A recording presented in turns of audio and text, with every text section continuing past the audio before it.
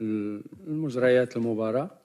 حنا كمجموعة هنايا في الوفد المغربي بعد هذا الأداء المشرف للشباب، نظن أنه من البديهي أننا نقدم تشكراتنا لصاحب الجلالة الملك حسن محمد السادس نصر الله على الدعم الكبير، لأنه صاحب الرؤية الرياضية الثاقبة وصاحب الرؤية في جميع المجالات. الداعم الأول للشباب المغربي بالإمكانيات بالأكاديميات على غرار أكاديمية محمد السادس، وأيضا على مستوى البنيات التحتية التي يحضروا فيها اللاعبين الشباب لمستويات عالمية. وكنتيجة لذلك شاهدنا الأداء المشرف ديال هذه المجموعة الشابة من اللاعبين. هذا من جهة.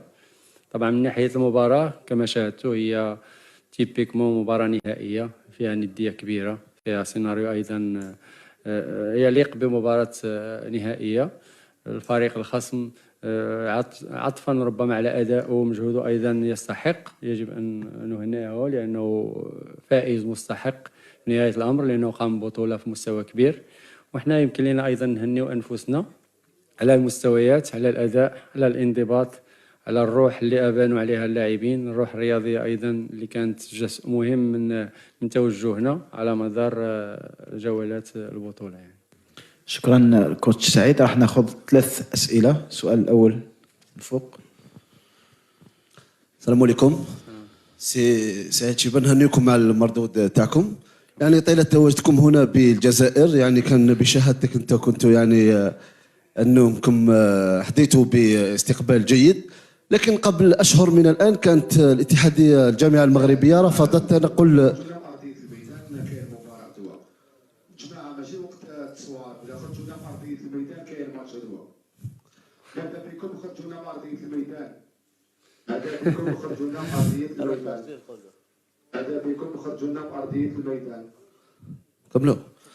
قبل هذا يعني شفنا الفريق المحلي المغربي كان حرم من المشاركة في الشان. اليوم بمشاركتكم اليوم ويعني ما لقيتوا حتى مشكل، تشوف بلي انه سقط من الجامعة المغربية خلال الشان اللي كانت اثرت ربما على النظرة تاع الجامعة حول مشاركتها والعلاقة مع الجيران. كمال، الأسئلة راح تكون على المباراة النهائية من فضلكم. من فضلكم مباراة نهائية من شكر. Question here please.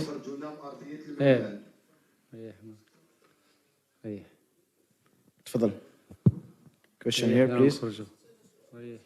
من فضلك كمال. الأسئلة عن النهائي تفضل. Sati Shaker, Empowers Magazine. Commiserations, coach. Thank you. You've Thank you. lost this final, but you're still going to the World Cup. So what do you take out of this particular match and this tournament to take to the World Cup?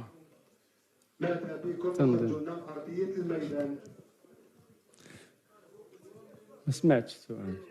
Can you repeat the question again? Can you repeat the question please? Commiserations, coach. Sorry. You've lost this particular match in the final, but you're still going to the Under-17 World Cup. So what do you take out of the tournament as a whole and this particular match to the World Cup itself? طبعا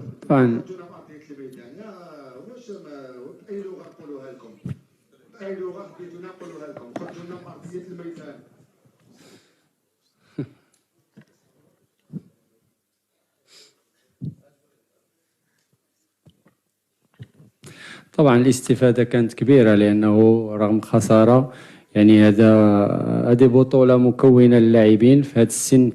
كان مهم أننا نلعبوا يعني الماكسيموم ديال المباريات، لعبنا كل المباريات وصلنا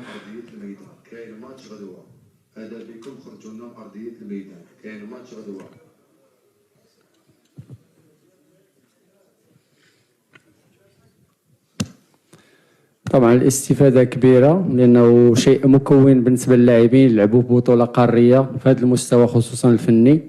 والمنتخبات شفتوا اللي وصلت للمربع منتخبات من قيمة كبيرة، الفوز عليها تيطلب يعني تحضير جيد، مستويات جيدة. تنظن أنه أحسن تحضير لكأس العالم هو أنهم يلعبوا هذا النوع من المباريات، أنهم يتعلموا أيضا من الخسارة لأنها جزء من اللعبة، جزء من تكوينهم، جزء من تكوين الشخصية ديال هاد اللاعبين الصغار. نتمنوا أنه يعني من بعد فترة ديال الراحة نقوموا بعمل تقييمي للمشاركة